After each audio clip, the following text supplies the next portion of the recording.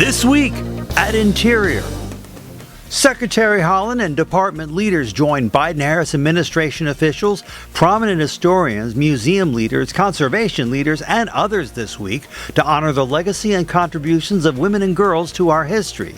The event highlighted President Biden's recent executive order to strengthen the National Park Service's recognition of women's history to help honor the legacy and contributions of women and girls to our country. The Secretary announced a new Women's History virtual exhibition from the service called Home and Homelands, which explores how women have made, claimed, and fought for their homes and shaped American history throughout the Pacific West.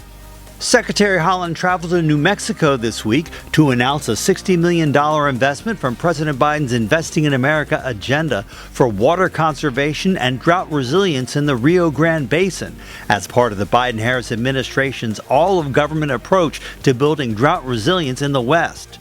Stretching over 1,200 miles, the Rio Grande provides water for agriculture and nearby communities, supports 8 tribal nations, habitat for migrating birds and other species, and a robust outdoor recreation industry.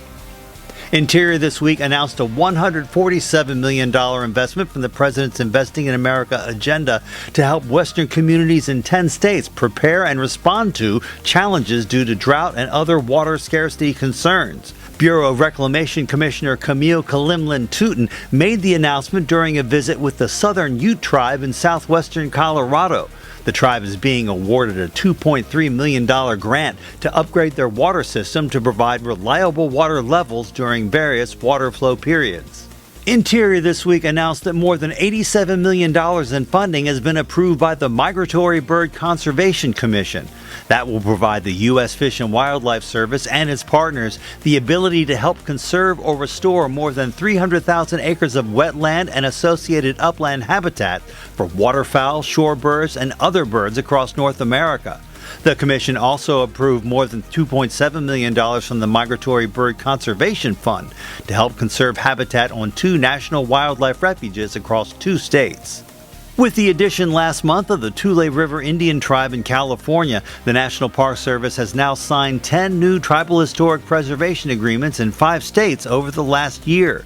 The program assists Native American tribes in strengthening their historic preservation efforts, transferring certain preservation responsibilities to tribes that would otherwise be the responsibility of the state. Assistant Secretary for Insular and International Affairs Carmen Cantor this week announced nearly $2.5 million in technical assistance program funding for the U.S. Virgin Islands through Interior's Office of Insular Affairs. The funds will be used to purchase needed medical equipment, to train youth for employment, and to train utility employees in energy grid management and integration across power sources. It's the largest ongoing freshwater fishery restoration effort in the world, and it's underway once again on the Great Lakes. Through the end of May, the U.S. Fish and Wildlife Service, along with tribal and state partners, is performing its annual restocking effort, transporting nearly 3 million lake trout to Lake Michigan and Lake Huron after rearing them in fish hatcheries. Once devastated by overharvest and invasive species, lake trout are now restored in Lake Superior and are showing much more successful reproduction in the other Great Lakes since efforts began in the 1990s.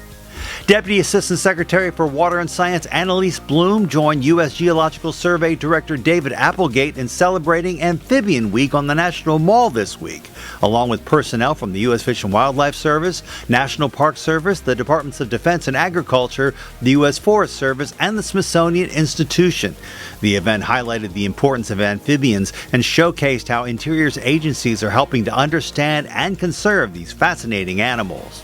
Secretary Haaland, Acting Deputy Secretary Laura Daniel Davis, and department leaders this week saluted the recipients of the 2024 Interior Honor Awards Convocation, the most prestigious recognition that can be granted by the department for career accomplishments, exceptional support of the department's mission, or for heroism. I hope each of you leave here today with a renewed sense of purpose and accomplishment. This team is beyond a doubt essential, and I'm so grateful to be in this historic work alongside you. All of you inspire me to do the best job I can as secretary, and you are shining examples of what it means to serve our country. For a complete list of this year's winners, check out doi.gov/convocation77. And our social media picture of the week, this breathtaking image of Lemhi Pass on the Idaho-Montana border as we mark National Wildflower Week. Here in the steppes of Lewis and Clark, it's the perfect time to pause and marvel at a spectacular vista, made even more stunning by the glorious hues of yellow and violet under the big bright blue sky. Make sure you follow us on Facebook, Instagram, Twitter, and YouTube. That's This Week at Interior.